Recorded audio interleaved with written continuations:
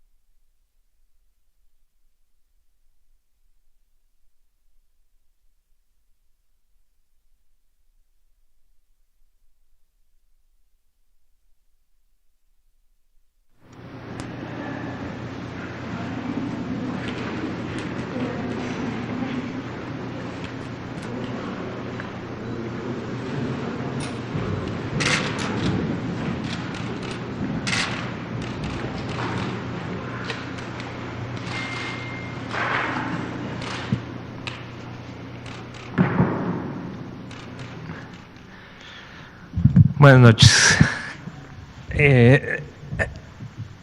Bienvenidos, un saludo para todos y todos. Gracias aquí a los colegas periodistas por estar aquí y saludo a todas y todos desde las personas que nos están viendo desde casa. El día de hoy, 30 de diciembre, estamos aquí en Palacio Nacional para dar la información técnica de lo ocurrido en la epidemia por COVID en México y también, como ya lo anunció el doctor López-Gatell, el componente temático que vamos a ir presentando ya de forma diaria es la progresión que tenemos en el ejercicio de vacunación. Entonces, también venimos también de reunión con el presidente, entonces espero que el doctor López-Gatell se pueda incorporar en unos minutos. Voy a iniciar yo con el informe técnico. También hablaremos un poco de los estudios que se han hecho y que se piensan hacer sobre la nueva cepa, porque ha habido como todas estas importantes preguntas que se han hecho en las últimas conferencias. Y también, como yo lo anuncié hace 2 días, pues un poco pedimos que los colegas del INDRE y a través del doctor José Luis Salomía nos dieran un poco más de información. Entonces también traemos algo sobre eso y después algo sobre la vacunación. Entonces me voy a poner de pie para que si nos pueden pasar la primera. Entonces, el día de hoy 298 conferencias vespertinas. Vamos a cerrar el año con 299 y 214 días de esta nueva normalidad caracterizada posterior a la jornada nacional por la estrategia de implantación de una política pública de mitigación y de control heterogénea en cada una de las entidades de acuerdo al semáforo de riesgo COVID, que es porque marcamos los días del mes que faltan, en este caso un solo día, el día de mañana, el último día del año, con este semáforo. La siguiente, por favor. También lo recordamos, este es el semáforo que aún sigue vigente y como bien dice en la lámina, este es un semáforo que estará vigente hasta el día 3 de enero, es decir, hasta el próximo domingo, y el 4 de enero entrará en vigencia un nuevo semáforo que se publicará el próximo viernes, como cada 15 días. En este semáforo, como también lo hemos recordado, por puntaje, había 3 entidades que estaban en color rojo, que eran Ciudad de México, Estado de México y Baja California. Sin embargo, otras 2 entidades con scores o puntajes un poco no en el nivel del riesgo máximo, pero sí en un nivel alto del riesgo alto, del color naranja, por decisiones locales, por decisiones que las autoridades sanitarias tomaron, un poco para intensificar las acciones de control. En el estado de Morelos y de Guanajuato se decidió incrementar el nivel de riesgo y por eso en el semáforo salen estas 5 entidades en semáforo o en el color rojo del semáforo de riesgo COVID. Hay 22 entidades que están en el riesgo alto. Hay 3 entidades que están en el riesgo intermedio, que es el color amarillo, que ya la hemos repetido, son Sinaloa, Tamaulipas y Veracruz, y 2 entidades que se marcan con el riesgo bajo, que en este caso son Chiapas y Campeche. También nos interesa señalar en la siguiente diapositiva de aquellas entidades que están en naranja, cuáles son las que también están cerca de un nivel máximo de riesgo, un poco para recordar que además de las personas que viven en las entidades donde ya se ha declarado el semáforo rojo y ya existen muchas estrategias para disminuir la movilidad en el espacio público, también que la población que viva en estas entidades estén alertas, porque aún sin una declaración de semáforo rojo, creo que hay muchas actividades que también dependen de esta acción de solidaridad y corresponsabilidad de la población, independientemente de las políticas que están dirigidas a disminuir el espacio público. También hay mucho de la colaboración de la población para disminuir esta circulación, y mucho más también en estos días en donde tenemos días importantes también de festividades, de reuniones, en las que es probable que en ciertas regiones haya siempre la tentación de posiblemente incrementar la movilidad más por un carácter social que por un carácter laboral. Entonces, en este sentido, el poder identificar especialmente, esto va dirigido a toda la población, pero especialmente en estas entidades que aún estando en color naranja, como son Sonora, Zacatecas, Aguascalientes, el mismo Guanajuato, que ya lo estableció como rojo, Querétaro, Hidalgo, es importante que la población que vive en estas entidades aún sea un poco más consciente de la necesidad de disminuir la movilidad en el espacio público. La siguiente, por favor. Vamos a ver, estos son los números de la curva epidémica del día de hoy.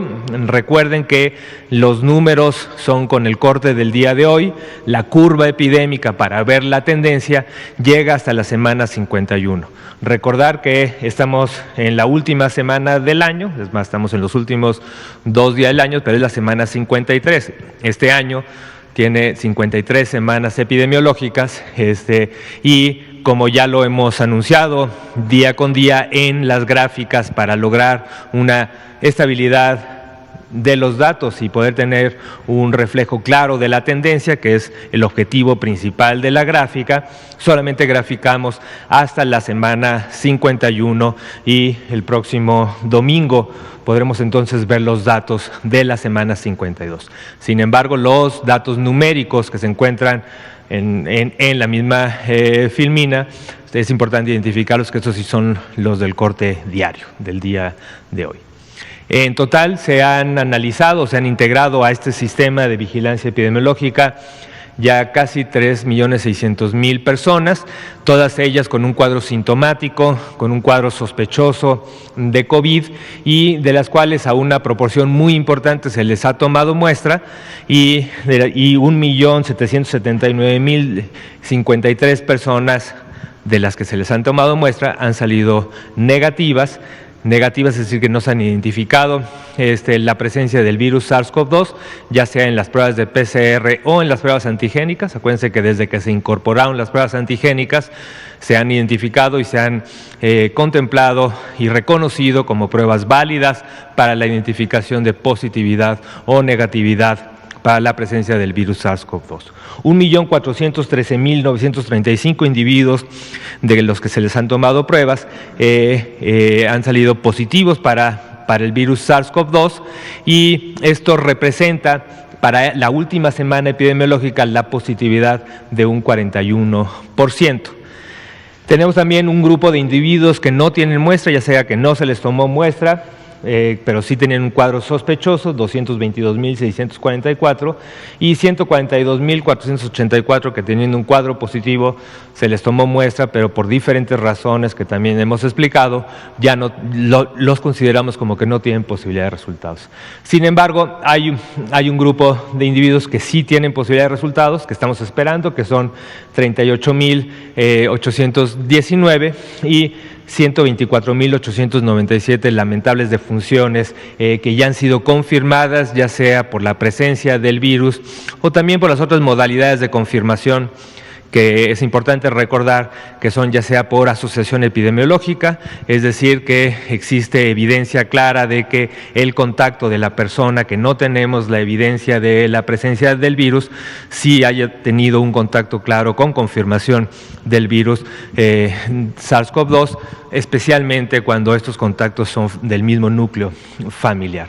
Pero también la otra modalidad de confirmación, recuerden, especialmente o solamente válido para las defunciones, es cuando se ha establecido por dictaminación después de la revisión en los comités de dictaminación en aquellas defunciones que no se tenían muestra, pero sí tenían tanto el cuadro sospechoso como un expediente clínico que le ayudó al comité a dictaminar que era una defunción directamente asociada por COVID. Si lo vemos en la gráfica, podemos ver cómo esta tendencia de la positividad prácticamente desde la semana 37 ha tenido algunos altos y bajos, pero se ha mantenido más o menos entre 40 y 50% de positividad, cuando habíamos llegado prácticamente a 55% de positividad en algún momento. Y lo otro es que pueden ver es un poco la altura de las barras, que también refleja el total de casos que se han registrado, que también se ve un pequeño descenso entre las 51 y 50, que lo vamos a ver mucho mejor cuando hacemos la estimación de casos.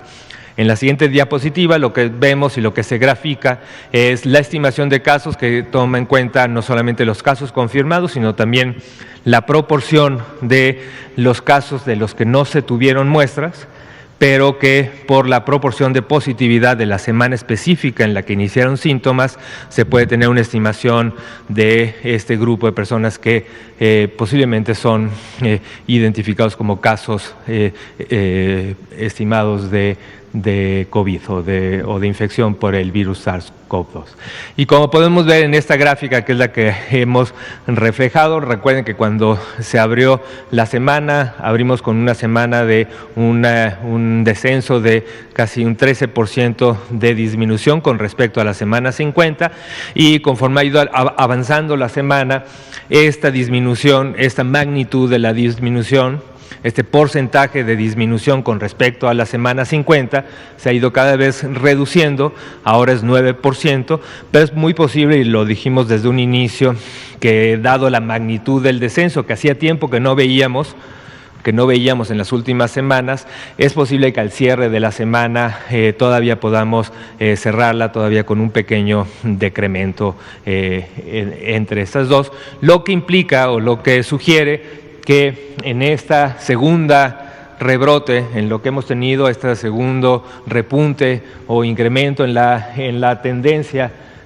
de casos, es posible que estemos cerca de llegar a una meseta, aunque todavía en esta época invernal, que todavía tenemos algunos meses por delante, es posible que esta tendencia se vaya a modificar. Entonces, esto es parte de los intereses o el interés específico de esta vigilancia estrecha que desde el sistema nacional y estatal se está haciendo.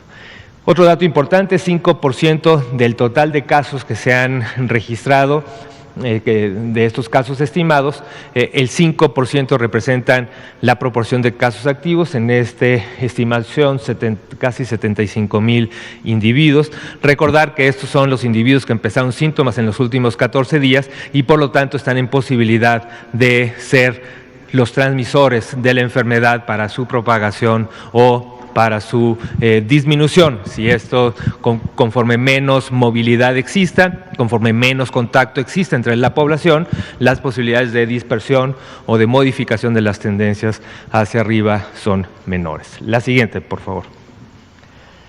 Y esa es la curva que también presentamos día con día sobre las defunciones. Esto también es semana por semana hasta la semana 51 y la comparación de la semana 51 con la 50 refleja este incremento del 5% con respecto a lo que se observó en la semana 50.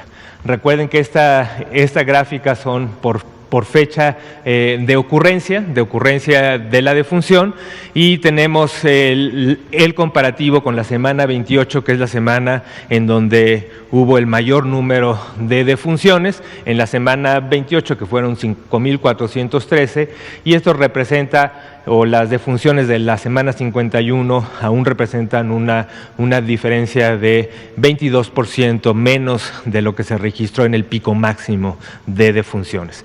Sin embargo, es importante reconocer que también tenemos un grupo de defunciones en donde estamos aún esperando resultados que se pueden, dependiendo de los resultados, se pueden sumar ya sea a las confirmadas o aquellas defunciones que al final no se confirmaron y quedan como negativas, pero también tenemos un grupo importante que son el principal foco de interés para los grupos de dictaminación, son aquellas defunciones que están registradas en nuestro sistema, que no tienen muestra o que sí tienen muestra pero no tienen posibilidad de resultado, y estos comités estarán trabajando para que este grupo ya sea pase a lo confirmado o a lo no confirmado una vez que se revisaron los expedientes. La siguiente, por favor.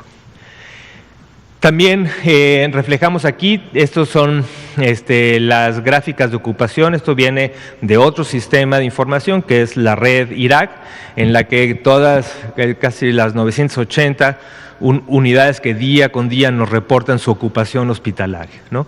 Y la llamamos red IRAC porque aquí no estamos en el interés específico de identificar la confirmación o no confirmación de los casos. Son casos de infección respiratoria aguda grave y son graves, están hospitalizados y pueden estar hospitalizados en dos modalidades. Una cosa es estar hospitalizados en hospitalización general. Actualmente a nivel nacional tenemos 15,000 pacientes hospitalizados ocupando una cama de hospital general que representa 50% del total de camas que se tienen disponibles a nivel nacional. Pero cuando lo vemos de manera por cada una de las entidades federativas, vemos que tenemos al menos 5 entidades que están por arriba del 70%, siendo la Ciudad de México la que tiene la mayor proporción de ocupación, 88%, con una disponibilidad del 12% de camas. Como lo mencioné también la vez pasada, este porcentaje de disponibilidad toma en cuenta, por un lado, el incremento de hospitalizaciones, pero también la modificación de la capacidad hospitalaria, que ha sido muy dinámica y muy intensa en la Ciudad de México. Se han reconvertido diferentes áreas en hospitales, se han expandido capacidades también en diferentes hospitales donde se han colocado unidades móviles también, en donde se ha incrementado la capacidad, por ejemplo, en el IMSS, en el autódromo se instalaron unidades móviles para expandir su capacidad, y también otro de los incrementos importantes y que también se ha anunciado es el Hospital del ISSSTE en Tláhuac, que ha ido incrementando su capacidad y esperemos que en los próximos días también incremente aún más su capacidad, que la capacidad inicial se había contemplado de 120 camas y se piensa incrementar todavía más. Pero también no solamente la Ciudad de México, también es importante reconocer a la zona metropolitana y al Estado de México, especialmente en el Valle de la Ciudad de México, no tanto en el Valle de Toluca, pero importantemente en la zona conurbada de la Ciudad de México, también tenemos un importante porcentaje de ocupación, 82%. Y si lo vemos más como el área casi de la megalópolis, ¿no? También vemos los estados que participan importantemente en la actividad de esta megalópolis, como puede ser Hidalgo, Guanajuato, también tienen porcentaje de saturación alto, el 70%, y por lo tanto el esfuerzo de la expansión se está haciendo a nivel de la megalópolis. Se tiene un trabajo coordinado con todos los estados que están en la parte o rodeando a la Ciudad de México, en donde además de Hidalgo, Guanajuato, también está en un estrecho contacto con el estado de Morelos, con el estado de Puebla, con el estado de Tlaxcala, para poder seguir trabajando en este esfuerzo en esta zona de mayor impacto. La siguiente. En la cama de hospitalizaciones para paciente crítico, en la que actualmente a nivel nacional tenemos 4.429 pacientes que se encuentran intubados, que se encuentran dependiendo de la ventilación mecánica, de un dispositivo, de un ventilador mecánico que les ayuda a mantener la oxigenación suficiente en el organismo. Del total de 10.184 que se tienen camas para ese tipo de pacientes, 43% están ocupados con estos 4.429. Cuando lo vemos por entidades federativas, igualmente Ciudad de México y Estado de México son las entidades con mayor ocupación, teniendo 83% en la Ciudad de México y 78%, con márgenes de disponibilidad que son pequeños, pero en el mismo mensaje que comuniqué sobre las camas generales, especialmente en las camas de intubación, también ha habido un esfuerzo muy importante de incrementar las capacidades. Por ejemplo, en el Instituto Nacional de Enfermedades Respiratorias, que se tenía contemplado también una proporción de camas de hospitalización general, se está transformando hacia una unidad hospitalaria que solamente tenga, que todas las camas que tenía antes para hospitalización general, que eran menores, ahora tenerlas todas para pacientes críticos, y este es un hospital que puede hacer ese tipo de reconversiones. Pero de todos modos se están incrementando este tipo de camas, y recordar siempre que las camas para el paciente crítico implica también un incremento en personal capacitado, especializado, que pueda manejar pacientes en estas condiciones, también equipamiento, el mismo ventilador, monitor, bombas de infusión y también una serie de insumos, medicamentos para poder mantener este tipo de pacientes intubados. También tenemos, como pueden ver, tanto en la hospitalización general como en la hospitalización para pacientes críticos, también tenemos una gran heterogeneidad. Hay varios estados que tienen poca ocupación, y esto precisamente ha dado pie o la oportunidad de tener este despliegue también de voluntarios, tanto por parte del IMSS como también el INSABI ha promovido esto, y el ISSSTE está buscando la posibilidad de tener médicos especialistas, médicos, médicas, enfermeras, enfermeros que vengan a la Ciudad de México, y así tenemos la operación Chapultepec por parte del IMSS, pero también otros esfuerzos similares por parte del INSABI y del ISSSTE, en el que se ha fortalecido las capacidades en la zona metropolitana. La siguiente, por favor. Esta es la otra gráfica que tenemos, que esto es la hospitalización, que viene del mismo sistema de información, pero aquí pues relatamos más o menos desde mayo, que es cuando empezó a funcionar este sistema de la red IRAC, la evolución que ha tenido las hospitalizaciones, tanto en su capacidad, que es la roja para hospitalización general, como el color turquesa, que es ostensiblemente menor que lo que se ve para hospitalización general, que es para paciente crítico, ¿no? Y esto, creo que se ha dicho ayer, se dijo antier, pero es importante repetirlo. El hecho de ver esa gráfica e identificar que una proporción menor de todos los pacientes que están hospitalizados están como pacientes críticos, intubados, requiriendo ventilación mecánica, es importante también como mensaje hacia la población. Uno, tenemos una ocupación en general o una disponibilidad mayor en cuanto a número de camas para pacientes que requieren hospitalización, pero no en un estado crítico. Y estas camas son de una enorme utilidad, especialmente si los pacientes acuden de manera temprana. Entonces, sí, en general hay una percepción de no querer ir al hospital porque voy a evolucionar mal y es posible que requiera ventilación y sé que esto puede tener un desenlace fatal. Reconocer que una proporción muy importante de pacientes se hospitalizan, están hospitalizados, nunca evolucionan, se resuelven los problemas en la hospitalización general sin necesidad de ventilación mecánica.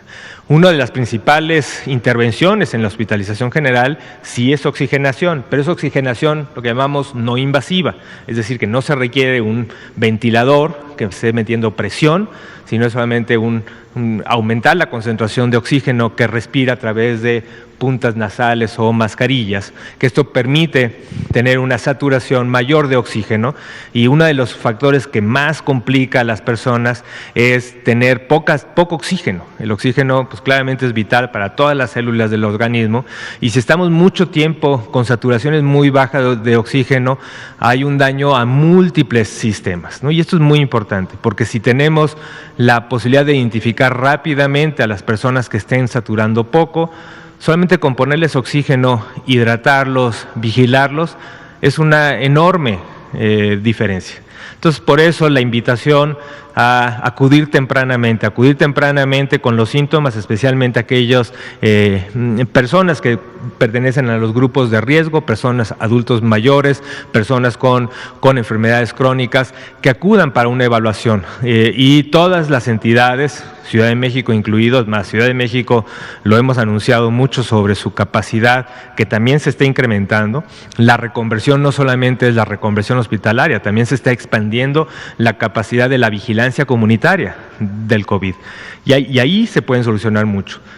Hay vigilancia, hay monitoreo remoto, hay líneas telefónicas, hay médicos y médicas trabajando en los monitoreos remotos, y con esto se puede estar vigilando más tempranamente a los pacientes que, teniendo un cuadro leve, posiblemente se puedan complicar, y en el momento de complicarse tener una hospitalización anticipada y tener mucho más posibilidades de tener una solución en estas camas generales que están disponibles. La siguiente, por favor. Vamos a cambiar de tema, vamos a tocar algunos de los puntos que han surgido como preguntas también sobre la nueva variante. Como se anunció ya, creo que un par de semanas o tal vez un poco más, ya 3 semanas, pues se identificó esta variante que, como también creo que mencionó el doctor López-Gatell ayer, no es que sea una mutación, sino esta nueva variante es una combinación de 23 mutaciones que se han identificado y caracterizado muy bien, y que tuvo este origen en el Reino Unido, ¿no? Esto es una variante que se ha estudiado y se ha identificado un potencial de ser mucho más contagiosa y por lo tanto de una mayor capacidad de transmisión. ¿Qué se ha visto en México? En México ya hubo llegamos a presentar, y había esta como duda de saber, bueno, ¿qué tanto se busca en México? ¿Qué tanto se buscan nuevas variantes? Recuerden que para una nueva variante, una cosa es identificar el virus, ¿no? Esto con las pruebas de PCR que detectan una secuencia genómica, ¿no? ya del ARN para identificar que está el virus. Pero bueno, se busca una secuencia y no se buscan todas las mutaciones que puede tener todo el material genético del virus. Es solamente para identificar presencia o ausencia. Pero también para uno identificar todas las mutaciones, lo que tiene que hacer es una secuenciación, es decir, estudiar todo el genoma viral para identificar en qué parte de su genoma, en qué parte de este ácido ribonucleico encontramos mutaciones, mutaciones que sean diferentes a las otras cepas que ya han circulado. Y esto implica, esto no lo puede hacer cualquier laboratorio y mucho menos se puede hacer en los centros donde se están haciendo las tomas de muestra. Implica un trabajo mucho más sofisticado. Pero de todos modos, así periódicamente se han hecho. En México tenemos una evaluación de más de 500 genomas completos y en ninguno de ellos se han encontrado esta variante de las 23 mutaciones, todavía. ¿Puede ser que se encuentren? Sí. Y es un poco el interés. La siguiente, por favor. Creo que la otra cosa que es la otra pieza de información importante es dónde se ha detectado, ¿no? Porque a veces parece como que es una cosa que está en el Reino Unido y con que cerremos o hagamos que la gente que vive en el Reino Unido se quede en el Reino Unido ya se controló, ¿no? Pero ya, estos son los reportes oficiales, hay muchos otros reportes que seguramente se van a ir incrementando. Esto es de la fuente de los CDC de Europa, en donde se tienen pues casi 4,000 genomas identificados en diferentes países. Y si uno ve los países, bueno, una parte muy importante es en Europa, pero no solamente en el Reino Unido, Dinamarca, Portugal, Escocia, Italia, Islandia, Países Bajos, España, es decir, hay muchos países europeos, también asiáticos. También tenemos varias genomas. Aquí el número es difícil de interpretar porque pues depende cuántos genomas haces, también cuántos encuentras. Ahora, si ya encuentras uno, pues quiere decir que está en la comunidad, que ya, la cepa ya está circulando, ¿no? Porque ya lo encontraste en una de las muestras. Pero bueno, se ha encontrado en Asia, Japón, India, Israel, Corea del Sur, Hong Kong, ¿no? Y en América, en esta base de datos ya tenemos en Canadá, Chile y recientemente estuvo en los medios, ayer o antier, este individuo que se encontró en Estados Unidos en el estado de Colorado, ¿no? Y en Oceanía, o sea que está prácticamente en todos los continentes, una cepa que ya está circulando y no todos son casos que viajaron o que vienen del Reino Unido. Quiere decir que ya hay una transmisión comunitaria de esta cepa. La siguiente. No la hemos identificado en México, pero ahora el esfuerzo que tenemos en progreso, si me pasa la siguiente, es precisamente intensificar esta búsqueda, ¿no? Entonces, ¿qué es lo que estamos haciendo? ¿Qué es lo que se está promoviendo para hacer una búsqueda más intensiva? Bueno, perdón, eso va a ser en la siguiente. O sea, ¿qué es lo que se ha visto con esta prueba? ¿Cuál es la evidencia, ¿no? Entonces, estudios preliminares, y esto también es de los Centros de Control de Enfermedades europeos, que dice, puede existir asociación entre la infección por esta variante y el aumento de la carga viral. Y eso es un poco la evaluación que ha identificado para su potencial de transmisión, de contagiar más, ¿no? Porque si hay más carga viral con esta variante, por muestra que se tome, pues quiere decir que tiene una mayor potencial de transmisión, ¿no? Y por lo tanto la variante parece ser significativamente más transmisible que las variantes previas. Sin embargo, el saber qué tanto es complicado. Y un poco lo que hemos dicho es qué tanto este incremento que se ha identificado explica el segundo brote o la intensidad del segundo brote en Europa o en Inglaterra o en el mundo entero. Es complicado. Es complicado porque hay muchos otros factores que también lo explican.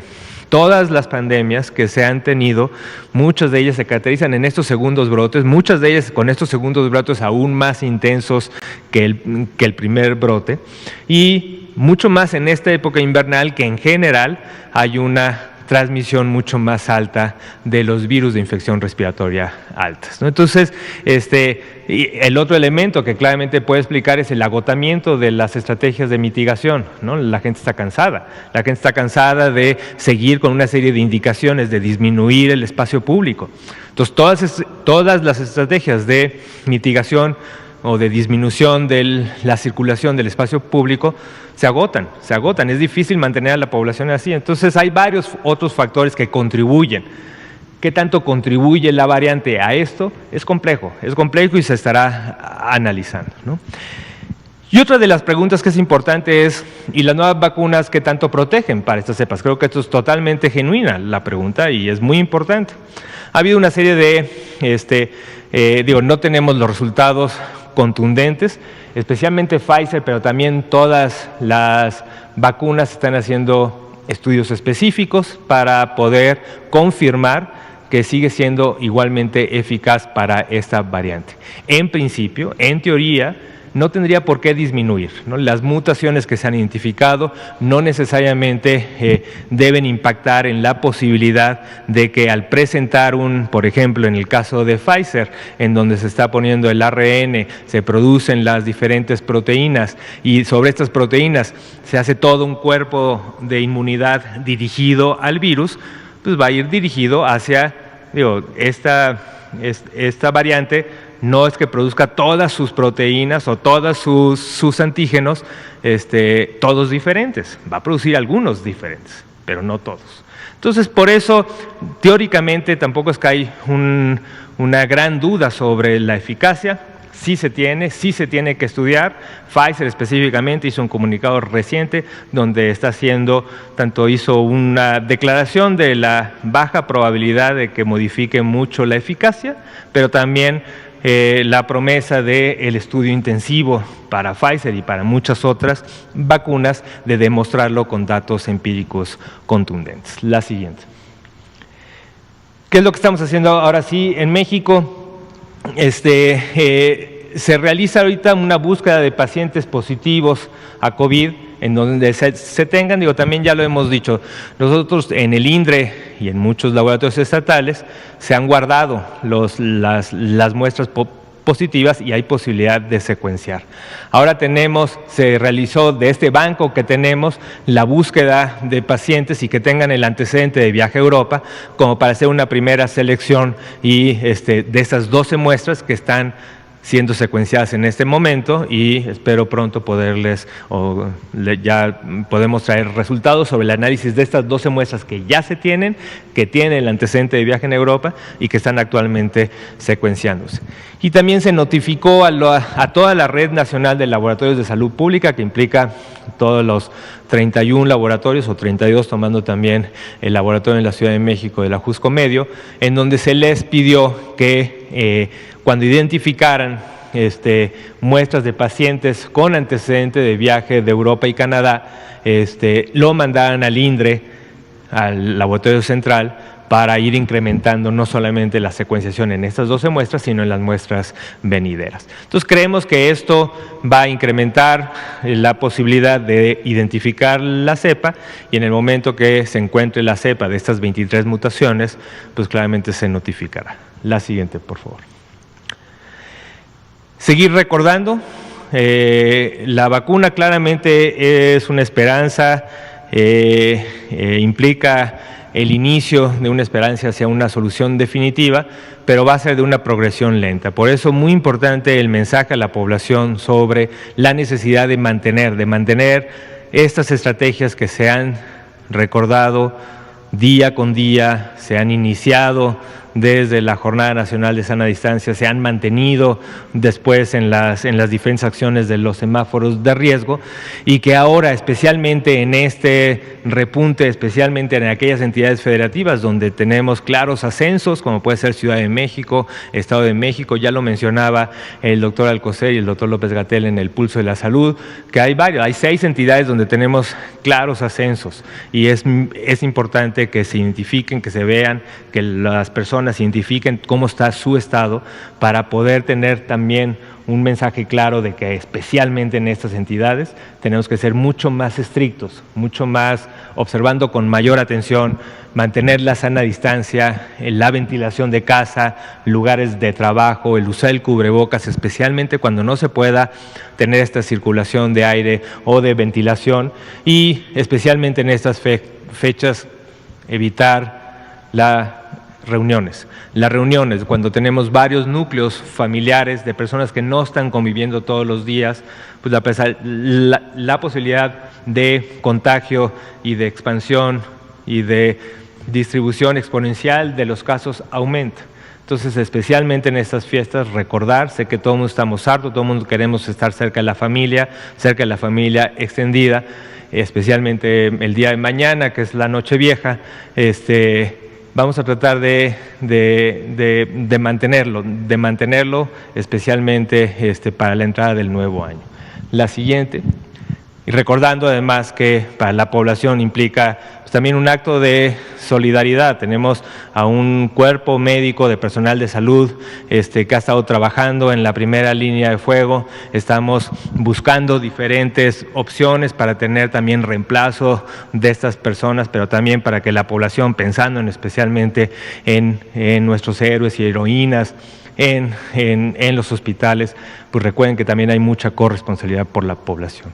¿Cuáles? Mantener la sana distancia, el lavado de manos frecuente, el uso de cubrebocas, el estornudo de etiqueta como acciones principales. La siguiente.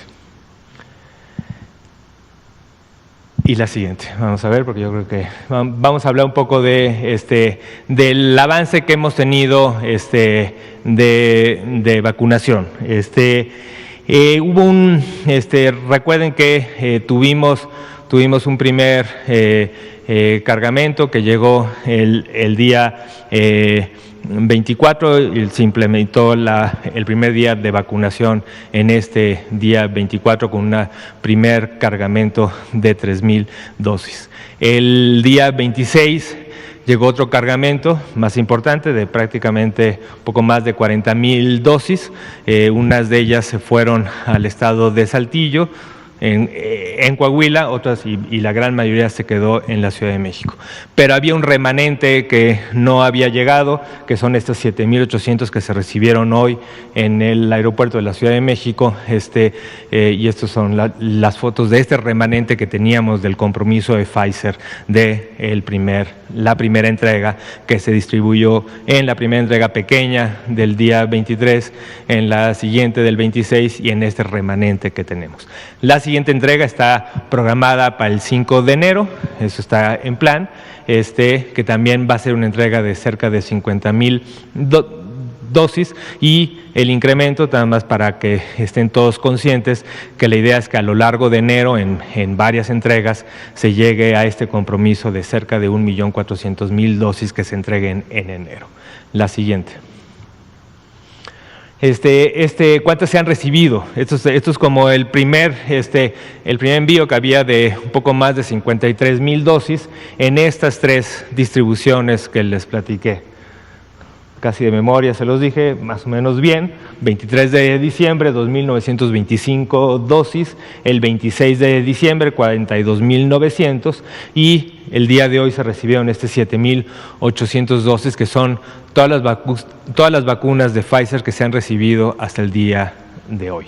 La siguiente.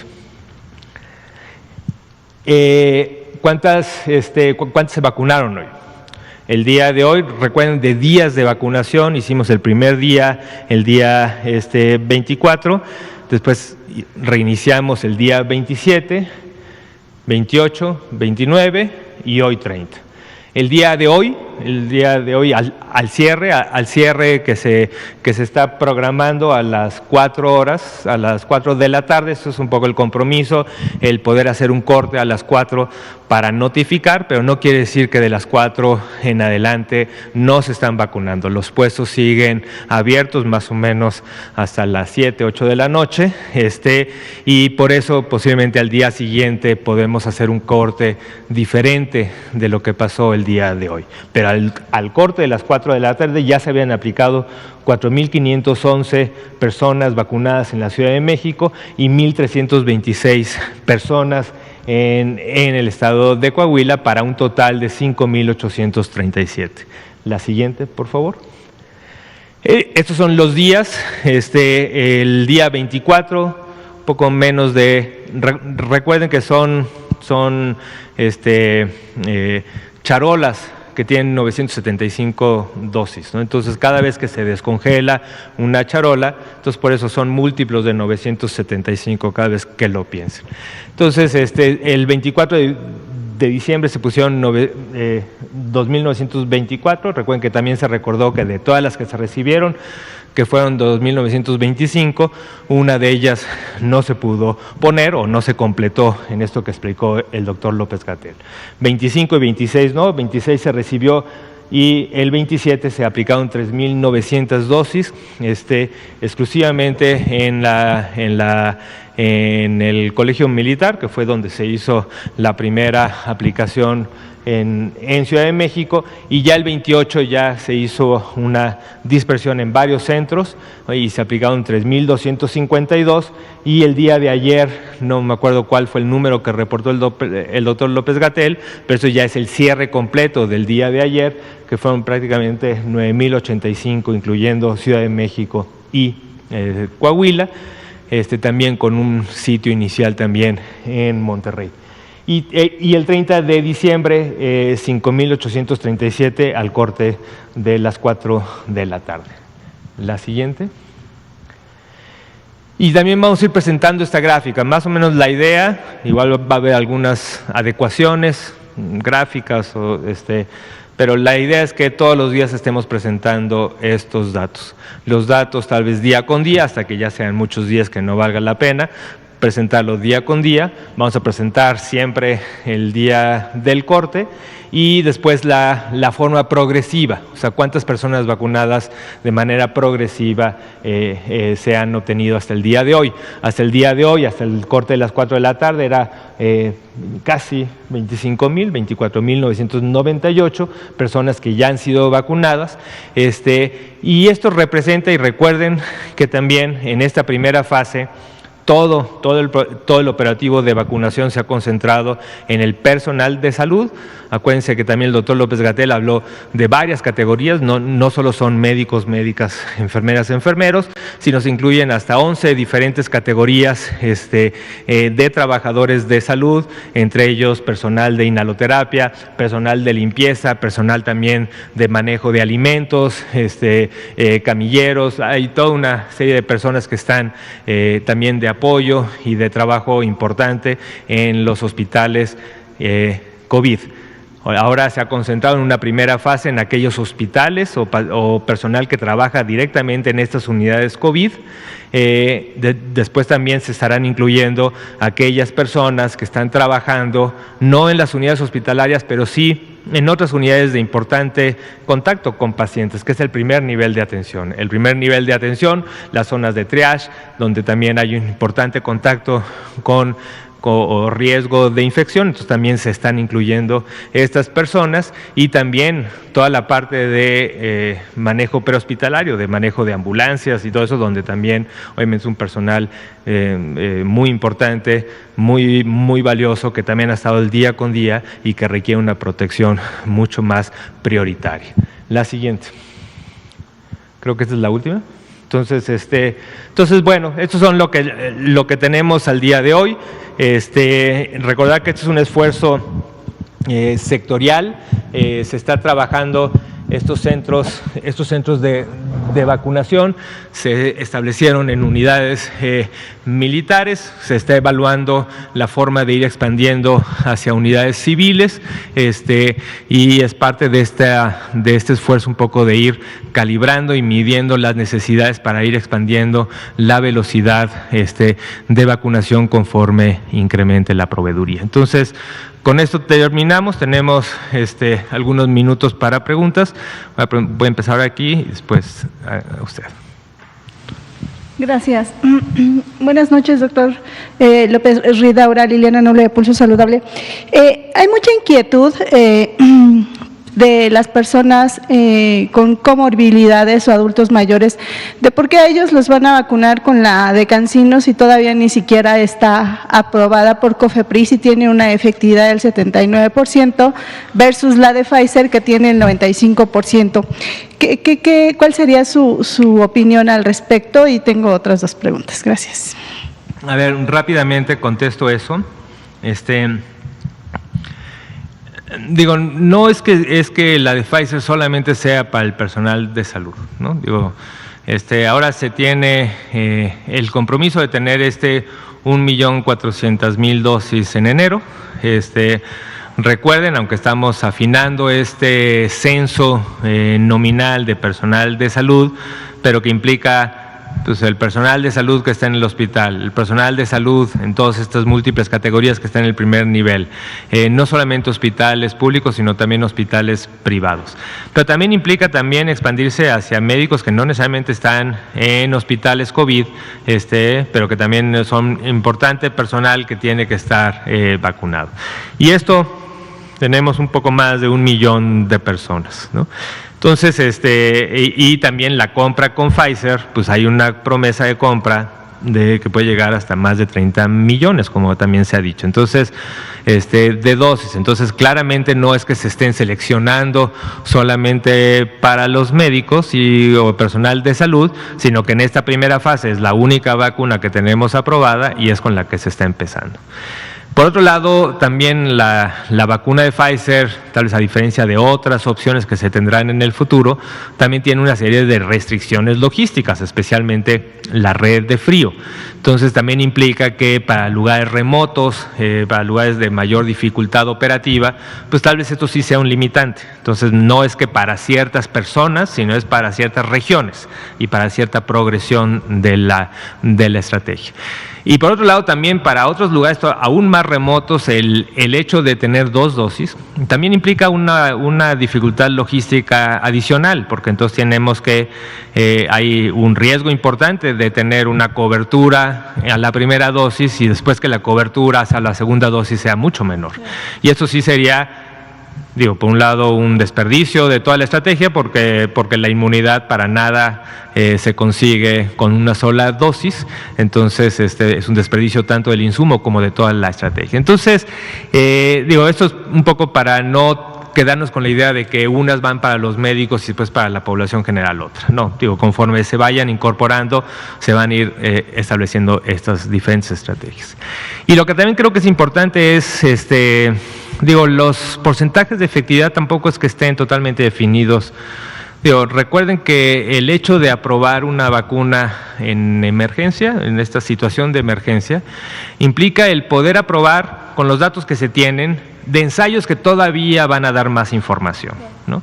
Entonces, lo de los porcentajes en CanSino tampoco son, han estado por ahí girando, pero tampoco hay una comunicación oficial por parte de los estudios aún en progreso de CanSino que nos digan exactamente cuál es la efectividad. La idea principal es que sí, todas las vacunas que podamos que se incorporen tengan esta efectividad superior al 90%, un poco pensando en la estrategia de disminuir la transmisión.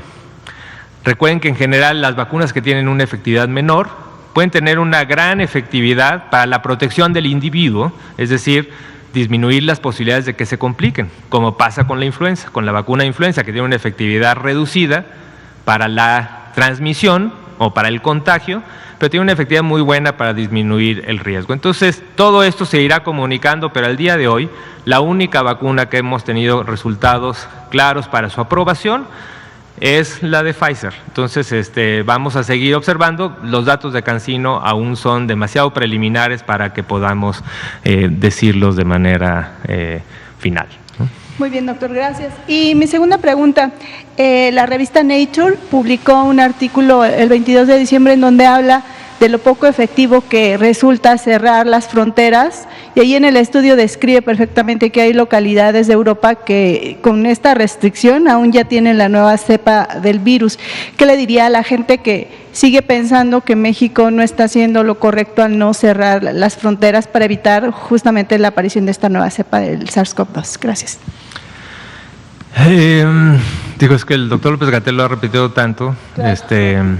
No creo que lo vaya a poder decir mejor que él. Entonces, ¿qué le diría a la gente? Pero lo que creo que es importante es sí, identificar que, aunque parezca una posibilidad de que la gente diga, no, encontraron allá un virus en Reino Unido, por favor, que no se acerque nadie, ¿no? Entonces, este tipo, puede ser genuino y la gente puede estar pensando que es una estrategia. No hay ninguna evidencia de que se pueda controlar de esa forma. Hay esta también recomendación por parte de OPS-OMS para no hacerlo, y también un poco la identificación de que este tipo de percepciones al final se comportan también o evolucionan hacia conductas xenófobas, ¿no? Que pueden ser de mucho riesgo para la convivencia de la humanidad en general, ¿no? Entonces, cada vez que veamos a una persona de Inglaterra, pues igual y pensamos que puede estar viniendo de allá, ¿no? Entonces mejor no te acerques. Entonces digo, este tipo de conceptos realmente son erróneos y por eso creo que el artículo de Nature, creo que lo dice de manera contundente, pero no solamente el artículo científico, sino también muchas de las agencias internacionales. Claro, y finalmente, doctor, la revista de Salud Pública, valga la redundancia, publicó un artículo muy interesante que habla de la priorización inicial y consecutiva para la vacunación contra el SARS-CoV-2 en la población mexicana y hace una serie de recomendaciones. Justamente esto es muy interesante porque después de los médicos y todo el personal que nos atiende, siguen este tipo de pacientes. ¿Cuál sería el mensaje para ellos? Gracias. Sí, digo, no es que el artículo o que la revista de Salud Pública de México haya publicado un artículo de un grupo. Este es el grupo experto que también hemos mencionado muchas veces, es el grupo que se conformó, que coordina la doctora Celia Alpuch, en donde hay varios investigadores de diferentes disciplinas, incluido el doctor Alejandro Cravioto, que también participa en el grupo experto de la OMS, ¿no? Es lo que hemos dicho, y este es el trabajo final, público, pero que también es el que hemos estado utilizando para definir la política nacional de vacunación. Es la misma fuente, ¿no? Qué bueno que se publicó y agradezco mucho a la revista Salud Pública de México que haya hecho esta publicación. Ese es el documento con el que hemos venido trabajando, ¿no? Y sí, en efecto, ahí justo tiene una justificación, puede ser un poco demasiado técnica para la población general, pero bueno, invito que lo vean. Estaremos haciendo otro tipo de documentos de mayor difusión y que sea un poco más entendible para la población general, donde se especifique y se justifique los componentes técnicos científicos por los que se definió la priorización de empezar con el grupo de personal de salud y después tener como eje primario la parte de los grupos etarios, ¿no? Y como ejes complementarios los componentes de comorbilidades y otros ejes que se pueden ir definiendo como para el control epidemiológico. A ver, habíamos quedado contigo. Buenas noches, doctor López Ridaura, director de epidemiología del INDRE. Ángel Juan Sánchez del Arsenal. Doctor, si puedo tener su opinión sobre dos preguntas. Una es, ahorita con los 5 días de operación de vacunación, con estos 25,000 personas que ya fueron vacunados, ¿se ha presentado alguna reacción? Y si hay alguna incidencia en eso, y saber su opinión, ustedes que trabajan muy de cerca con las vacunas y todo esto, la combinación de 2 vacunas, por ejemplo, AstraZeneca con Sputnik V o B, ¿qué comentarios tendría, si aumentan la eficacia y si esto se relaciona un poco con los diferentes tipos de cepas? Gracias, buenas noches. Muchas gracias por la pregunta. Soy el director del CENAPRESE, no de epidemiología del INDRE, nada más para que no piense que estoy usurpando aquí atribuciones. Sí, a ver, creo que el primer elemento es muy importante. No tenemos el dato, pero voy a pedir que sea parte del informe diario, de decir cuántas personas se han identificado con efectos adversos. Recuerden que sí hay efectos adversos, digo, una parte muy importante, si es que la gran mayoría son efectos muy leves, ¿no? Locales, dolor, ¿no? A veces hay gente que tiene en los días siguientes, puede tener también fiebre, puede sentirse mal, agitado, pero son efectos, digamos, adversos esperados, y eso se han reportado y tenemos todo un sistema que está recogiendo también estos datos. Hay otros efectos que pueden ser más graves y que son precisamente uno de los objetivos no sé si recuerdan cuando el doctor López-Gatell presentó un poco la estrategia de este periodo post de observación. Para muchas vacunas a veces no se hacen estos, por ejemplo, la vacuna de influenza se pone y no es que se tenga así minutos de observación, ¿no? En cambio, para esta vacuna, que es una vacuna en la que tenemos datos preliminares, iniciales, ya bastante de mucha convicción de que son seguras, pero de todos modos así se necesita una observación post vacunación. Entonces se ha decidido tener a las personas que se vacunan al menos 15 minutos en el sitio de vacunación para observación. Entonces, en este tiempo se han identificado, y sí, tenemos por ahí, no tengo el número, pero me comprometo a que sea parte del reporte diario de cuántas personas se han sentido mal en este primer sitio de vacunación y cuántas han reportado efectos adversos. Lo que sí puedo asegurar, porque eso sí lo tenemos bien registrado, es que no hay ningún dato de efecto secundario grave, ¿no? Recuerden que con la vacuna de Pfizer tal vez el único efecto grave que se está siguiendo de manera específica es las reacciones alérgicas que pueden ser graves. Sí tenemos dentro de la búsqueda o dentro del cuestionario de triage, acuérdense que también dentro de la secuencia las personas llegan, se les hace una serie de preguntas y una pregunta muy importante es precisamente si han tenido historia de reacciones alérgicas, pero aquí también es complicado porque las personas a veces piensan, bueno, sí, creo que soy alérgico a los mariscos, ¿no? Y no estamos hablando de eso, estamos hablando de reacciones alérgicas graves, ¿no? Que hayan tenido que requerir inyecciones de epinefrina o inyecciones de eso para salvarle la vida, ¿no? Y eso las personas lo tienen muy bien identificado, ¿no? Entonces, esos son las situaciones que sí pueden ser de contraindicación, ¿no? Pero de todos modos, cuando la gente no sabe, tenemos que observar. Este tipo de reacciones se dan normalmente de manera inmediata, ¿no? En los primeros minutos después de la aplicación, y a la fecha en estos 25,000 no hemos presentado un solo caso. De la combinación de vacunas en general, sé que eso, y tampoco conozco el dato, sé que en algún momento se pensó de manera proactiva una investigación científica que buscara la combinación de algunas vacunas. No tenemos un reporte científico serio de eso. Lo que sí es que ya para la implementación de la vacunación es importante que la gente considere que se va a poner una vacuna, ¿no? No hay ninguna razón, y cuando se aprueben las vacunas, lo que se está aprobando es el estudio de esa vacuna, ¿no? Si en algún momento sale un estudio científico de dos diferentes vacunas, bueno, se tendrá que valorar si vale la pena, pero cuando se aprueben las vacunas es sobre esa vacuna, y sobre esa vacuna se aprueba su eficacia y esa efectividad, y se dice adelante, se aprueba y por lo tanto por sí sola es suficiente. No vale la pena, no es necesario el ponerse 2 o 3 vacunas para que amarre, para que diga ahora sí ya mejor. No, eso no hay ninguna justificación, ¿sí? Entonces, si hay una contraindicación, tampoco esté claro, ¿no? Pero en general no hay ninguna justificación para hacerlo. Vamos ahí. La última pregunta. Perdón. Buenas noches. Juan Carlos Machorro, AM de Querétaro. Doctor, ¿cuál es su opinión de que en Estados Unidos se dio a conocer que un enfermero que ya se había aplicado la vacuna de Pfizer, a la semana salió positivo? ¿Cuánto tiempo tarda la vacuna en reaccionar? ¿Cómo es esta cuestión para que la gente, pues ahora sí que no le tenga miedo a la misma? Y esto también viene un poco en relación, si me permite también enlazando a la segunda pregunta.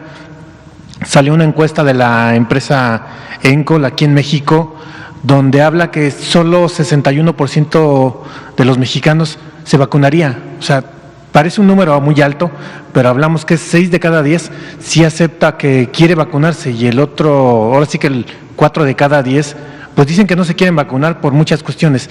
Desconfían de la vacuna, ya no le tienen miedo al COVID, etcétera, etcétera. O sea, ¿cómo ve estas cuestiones? Gracias. Sí, pues muchas gracias. Creo que las dos preguntas son muy importantes. La primera, sí, la verdad es que no tengo así la nota específica, la vi también un poco más en los periódicos y en los medios de comunicación.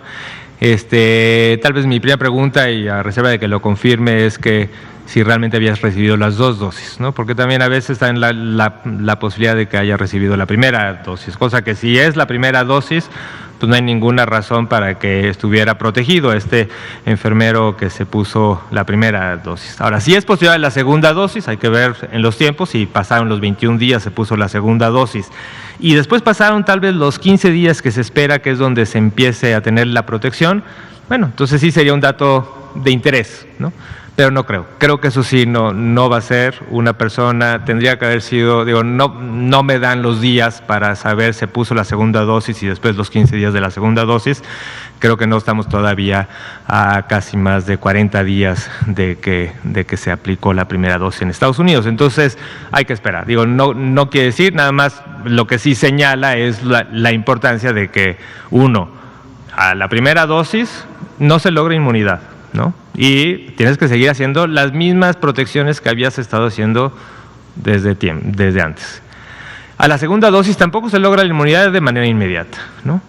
Y aún así, aún después de los 14, 15 días, creo que hay mucha importancia de seguir manteniendo ciertas acciones de sana distancia. Digo, así es, ¿no? Entonces, poco ya lo iremos viendo esto y iremos viendo la posibilidad de ir liberándose de una serie de acciones de salud pública una vez con la población vacunada, ¿no? Entonces, esto sería mi comentario. Y de la segunda pregunta, sí, esto es un reto y por eso es un reto importante en la estrategia de comunicación, en donde también se ha iniciado, hay un esfuerzo muy importante por parte de la Secretaría de Salud y de coordinación en todo el gobierno, de comunicación en un escenario complejo. Por un lado tienes que comunicar mensajes claros a la población de que quiere la vacuna ya y que quede claro que hay una priorización progresiva y que a todo el mundo le va a llegar, pero que hay ciertos tiempos, ¿no? Entonces tienes que ir llamando a la población que espere, que sea solidaria, que identifique que hay prioridades y que hay personas que van a ir antes, pero que va a llegar, ¿no? Pero por otro lado, estar promoviendo a las personas que no se quieren vacunar, porque también es importante que una proporción muy alta de personas estén vacunadas, ¿no? Entonces, por eso este tipo de comunicación es compleja y se está haciendo. Entonces, sí, conocemos ese dato. En general, tenemos también el dato que la población en México tiene una aceptación importante en general a las vacunas, ¿no? Pero sí, especialmente ahora en COVID y mucho también con muchas infodemia y fake news por todos lados, es muy complejo, se convierte en un reto aún mayor el poder convencer y de una vez seguir repitiendo el mensaje de que las vacunas que se aprueben son efectivas y son seguras. Entonces, no hay ninguna razón para no ponerse. Entonces, pues agradezco mucho y pues ni modo, perdón, a las personas que quedaron pendientes, quedarán para el próximo día, que no sé si sea el próximo año, pero sí creo que es para hasta el próximo año, en unos días. Pero bueno, pues todos desde aquí pues también feliz año nuevo y estoy seguro que el próximo año tendremos noticias importantes y progresión importante de las acciones de control. Muchas gracias.